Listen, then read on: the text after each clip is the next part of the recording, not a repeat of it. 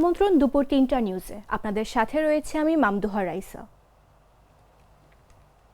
রাজধানীর গুরুত্বপূর্ণ আসন ঢাকা ১৬ ইফটিজিং, গ্যাস সংকট, ফুটপাত দখল ও চাঁদাবাজির মতো নিত্য সমস্যায় জর্জরিত এখানকার বাসিন্দারা। আসন্ন জাতীয় নির্বাচনকে সামনে রেখে এলাকায় এখন একটাই প্রশ্ন, এই আসনের ভোটাররা কেমন প্রার্থী চান। সিফাত আল ফাহিমের তথ্যচিত্রের বিস্তারিত জাগর এক্স রিপোর্টে।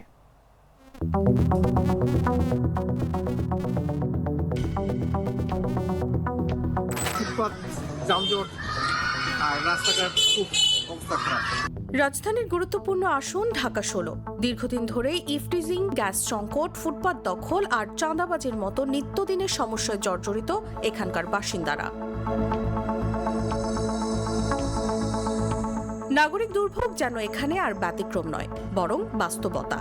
তবে আসন্ন জাতীয় নির্বাচন ঘিরে এখন এলাকায় সবচেয়ে আলোচিত প্রশ্ন, এই আসনের ভোটাররা কেমন প্রার্থী চান। এলাকার সাধারণ মানুষের সঙ্গে কথা বলে উঠে এসেছে ক্ষোভ, প্রত্যাশা আর পরিবর্তনের আকাঙ্ক্ষা। গ্যাসের সমস্যাটাও অনেক এরিয়ায়, সকালেও গ্যাস থাকে না, রাতেও থাকে না, সো এটা অনেক বড় একটা সমস্যা। রাস্তাঘাটের উন্নয়ন, যানজট, চাঁদাবাজি এগুলো একটু বন্ধ করা উচিত। মাঝে মাঝে রাতের বেলা কিছু বাইরে থেকে আইসা ওটা শোডাউন দেওয়া যায়। শোডাউন এরকম যে ধরেন একজনে মারলো, পুরো এলাকার লোক আতঙ্ক বানায় দেয়। ১৬ আসনে যারা এখানকার উন্নয়ন করতে পারবে এবং মানুষের পাশে থাকবে এবং উন্নয়ন কাজে সহযোগিতা হিসাবে দেশের অবদান রাখবে, সেই ধরনের নেতৃত্ব চাই আমি। ভোটারদের এই পালস বুঝে নির্বাচনী মাঠে সরব হতে শুরু করেছেন ঢাকা ১৬ আসনের প্রধান দুই রাজনৈতিক দলের প্রার্থীরা। এলাকায় গণসংযোগ বাড়ানোর পাশাপাশি ভোটারদের সঙ্গে সরাসরি কথা বলছেন তারা। উন্নয়ন, নিরাপত্তা ও নাগরিক সেবা নিশ্চিত করার আশ্বাসও দিচ্ছেন প্রকাশ্যে। অলিতে গলিতে যে আমাদের পাকা রাস্তা করা দরকার, সেই বিষয়গুলো নিয়ে ইনশাআল্লাহ আমি ব্যবস্থা নিব। এবং আমাদের এই এলাকাতে আরেকটি বড় সমস্যা রয়েছে, সেটা হচ্ছে যে মাদকের, এবং মাদকের বিষয় নিয়ে ইতিমধ্যে আমি জিরো টলারেন্স দিয়ে কাজ করে যাচ্ছি। ইনশাআল্লাহ আল্লাহ যদি আমাকে নির্বাচিত করে, আমরা ইনশাআল্লাহ সর্বোচ্চভাবে আমরা এই এলাকাকে, আমার এই ঢাকা ১৬ আসনকে পরিপূর্ণভাবে মাদক মুক্ত করবো ইনশাআল্লাহ। মিরপুর অনেক নিম্নবিত্ত আয়ের মানুষ বসবাস করে। এখানে অনেক শিক্ষা প্রতিষ্ঠান আছে, কিন্তু মানসম্মত শিক্ষা প্রতিষ্ঠান নাই। এখানে কোনো সরকারি হাসপাতাল নাই। এখানে চাঁদাবাজি, মাদক ব্যবসা, কিশোর গ্যাং ইত্যাদি আছে। এই বিষয়গুলো আমরা ইনশাল্লাহ দূর করবো, এবং আমরা দূর করতে পারবো এই জন্য যে আমরা তো চাঁদাবাজদেরকে পৃষ্ঠপোষকতা করব না। সব মিলিয়ে ঢাকা ১৬ আসনের ভোটারদের প্রত্যাশা স্পষ্ট, সৎ, সাহসী ও জনসম্পৃক্ত একজন জনপ্রতিনিধি, যিনি শুধু নির্বাচনের সময় নয়, বরং জনগণের পাশে থাকবেন সব সময়। শেষ পর্যন্ত কার ওপর আস্থা রাখবেন ভোটাররা, সেই সিদ্ধান্ত জানা যাবে ভোটের ব্যালটেই। নিউজ ডেস্ক, জাগো নিউজ। বাংলাদেশ জামায়াতে ইসলামীর আমির ডাক্তার শফিকুর রহমান বলেছেন ১৩ তারিখ থেকে নতুন বাংলাদেশ দেখবেন। শুক্রবার দুপুরে নোয়াখালী জেলা স্কুল মাঠে নির্বাচনী জনসভায় তিনি কথা বলেন। ডাক্তার শফিকুর রহমান বলেন, গত ১.৫ বছর যারা ধৈর্য ধরতে পারেননি, যারা অধৈর্য হয়ে অপকর্ম করেছেন, তাদের জন্য অশনি সংকেত শুরু হয়ে গেছে। এর আগে সকাল ৯টায় জেলা জামায়াতের আমির ও নোয়াখালী ৪ আসনের ১১ দলীয় জোটের প্রার্থী মোহাম্মদ ইসহাক খন্দকারের সভাপতিত্বে জনসভা শুরু হয়। এ সময় বক্তব্য রাখেন স্থানীয় জামায়াত ও ১১ দলীয় জোটের নেতারা।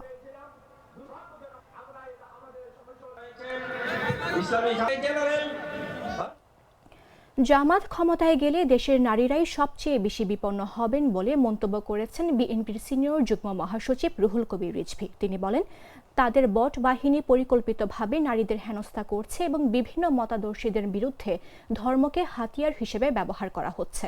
শুক্রবার সকালে রাজধানীর গুলশানে বিএনপি চেয়ারম্যানের কার্যালয়ে আয়োজিত এক সংবাদ সম্মেলনে তিনি একথা বলেন।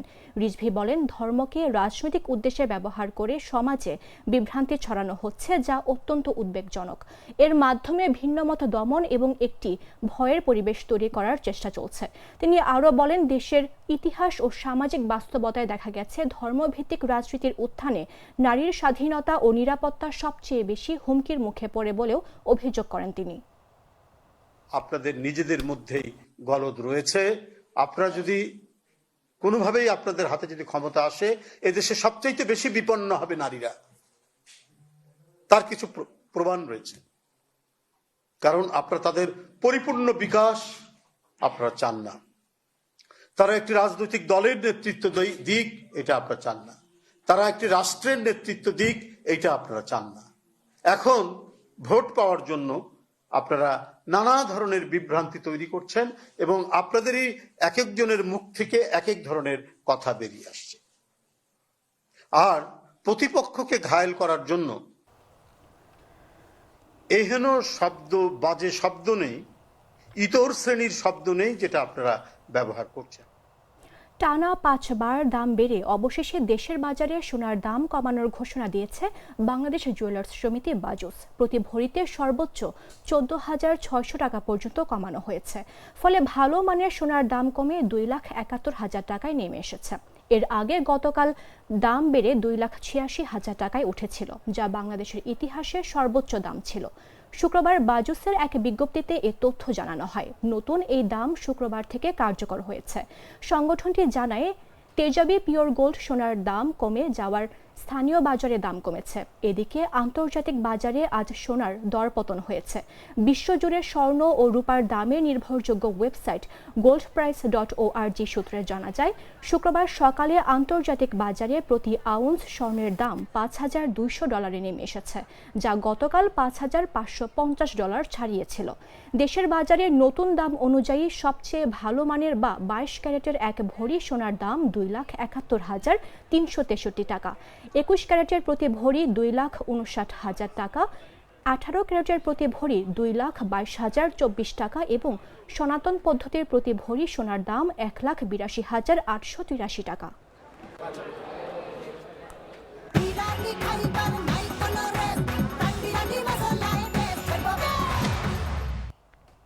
পবিত্র রমজান মাস ও নির্বাচনকে কেন্দ্র করে সরবরাহ কম থাকার অজুহাতে বেড়েছে শীতকালীন সবজির দাম। শুক্রবার সকালে রাজধানীর বিভিন্ন বাজার ঘুরে এমন চিত্র দেখা যায়। ক্রেতাদের অভিযোগ, গেল সপ্তাহে গরুর মাংস 750 টাকা করে বিক্রি হলেও বর্তমান তা বিক্রি হচ্ছে 800 টাকা দরে। এদিকে কেজি প্রতি ব্রয়লার মুরগির দামে বেড়েছে অত্যন্ত 20 টাকা করে। পাশাপাশি আলু 20, পেঁয়াজ 60, কাঁচা কলা 30, মিষ্টি কুমড়া 40, পেঁপে 30 টাকা দরে বিক্রি করছেন খুচরা ব্যবসায়ীরা। খুচরা ব্যবসায়ীদের দাবি, পণ্যের স্বাভাবিক সরবরাহ থাকলেও বেশি দামে কিনতে হচ্ছে তাদের। তবে ক্রেতাদের অভিযোগ, মৌসুম শেষ না হতেই বাড়তে শুরু করেছে পণ্যের দাম। দাম বেশি, মানে সিজন অনুযায়ী দাম বেশি, দাম একটু সিজন অনুযায়ী দেখা যাচ্ছে নাই, সোফা নাই, এরকম হবেই, এখন এরকম হবেই, কথা বুঝছেন, এই সোফা নেই। কোনো দিন গাড়ি যদি 2টা আসে, ট্রাক আসে, আবার 5 টাকা হয়ে যায়, ওই আমাদের ওখানে চলে যায় 5 টাকা। বাজার করতে আসছি, দাম কেমন? দাম তো দেখি এর মধ্যে থাকে, আবার বাড়ে।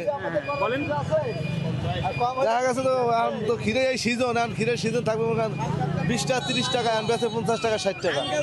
মরিচ চলতেছে 1 পা 30, কেজি 100, আলু 20 টাকা 20, হ্যাঁ আলু। আর অন্যান্যগুলো 50 টাকা 60 টাকা, 50-60 টাকা। বাজারে কি দাম কি একটু বেশি না কম আছে? এখন কম আছে, কম আছে। বাড়ার কোনো সম্ভাবনা আছে সামনে রমজান মাস? না, বাড়ার সম্ভাবনা। শেরপুর জেলা শহরের একটি ভাড়া বাসা থেকে শাহিনুল ইসলাম নামে এক এএসআই এর ঝুলন্ত মরদেহ উদ্ধার করা হয়েছে। বৃহস্পতিবার রাতে মরদেহটি উদ্ধার করা হয়। শাহিনুল ইসলাম শেরপুর সদর থানার সহকারী উপপরিদর্শক হিসেবে কর্মরত ছিলেন। শেরপুর সদর থানার ভারপ্রাপ্ত কর্মকর্তা সোহেল রানা জানান, শাহিনুল ইসলাম প্রায় 5 মাস ধরে এ থানায় কর্মরত আছেন। বুধবার নাইট ডিউটি শেষ করে বাড়িতে যান।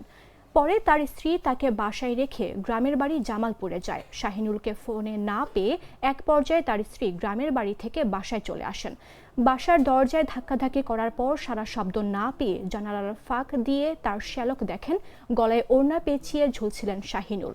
খবর পেয়ে দরজা ভেঙে মরদেহ উদ্ধার করা হয়। তিনি আরও জানান, বিয়ের পর থেকে শাহিনুল কিছুটা মানসিক ভারসাম্যহীনতায় ভুগছিলেন। এ ঘটনায় প্রয়োজনীয় আইনগত ব্যবস্থা গ্রহণ করা হবে।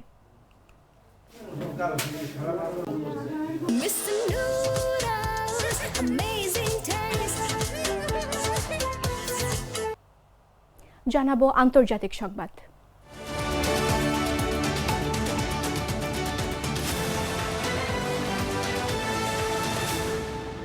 দীর্ঘ 14 বছর পর পাকিস্তানের সরাসরি বাংলাদেশে ফ্লাইট অবতরণ করেছে। বৃহস্পতিবার রাতে বাংলাদেশ বিমানের BEG 341 ফ্লাইটটি করাচির জিন্নাহ আন্তর্জাতিক বিমানবন্দরে পৌঁছায়। চলতি মাসের শুরুতেই দুই দেশের মধ্যে সরাসরি ফ্লাইট চালুর ঘোষণা দেওয়া হয়েছিল।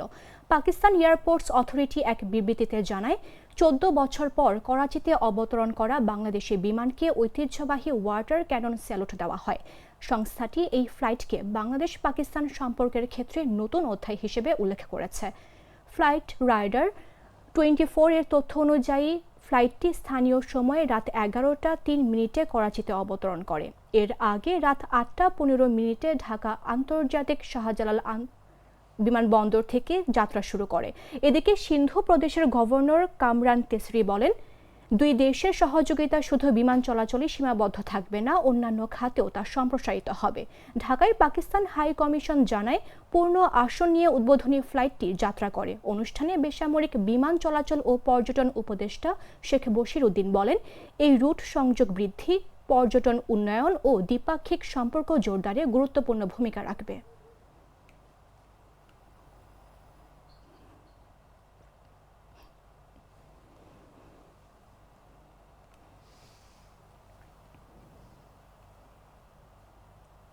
সংবাদ শেষ করব খেলার খবর জানিয়ে।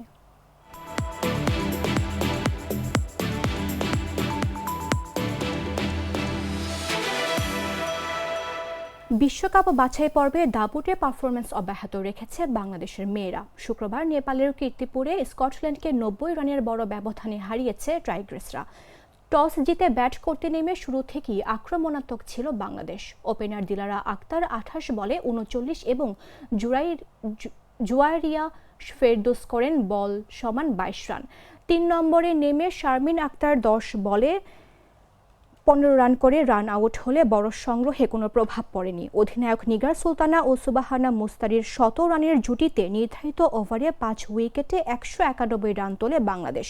সুবাহানা 23 বলে 4-7-4 ও 2 ছক্কায় 47 রান করেন। অন্যদিকে নিগার 35 বলে 5 রান ও 3 ছক্কায় অপরাজিত 56 রানের ঝড়ো ইনিংস খেলেন।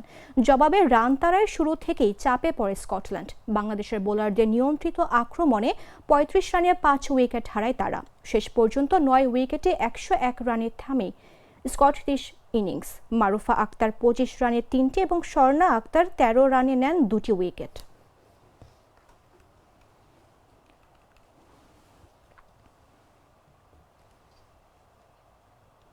দর্শক, এই ছিল এখনকার মতো। প্রতি মুহূর্তে সর্বশেষ খবর জানতে ভিজিট করুন jagonews24.com।